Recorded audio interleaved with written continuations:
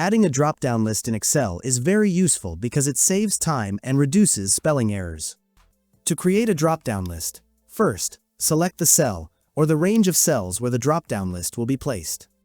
Then, from the top menu bar, click on Data, and from the Data Tools group, choose Data Validation. Next, from the Allow list, select List. Now, you will see the source box. This is where you enter the items that will appear in your drop-down list.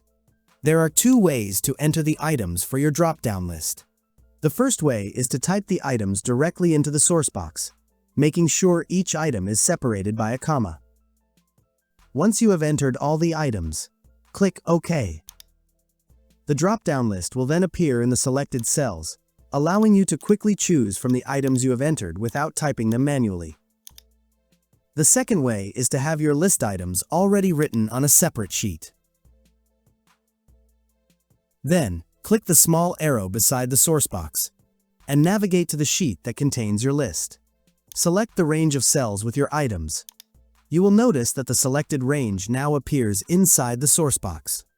After confirming your selection, click the arrow again, and then click OK. This method is especially useful when you have a long list of items. The drop-down list will now appear in the cell. Users can select any item from the list without typing it manually, which makes data entry faster, more accurate, and consistent. If you found this video helpful, don't forget to hit the like button and subscribe to our channel for more tips and tutorials.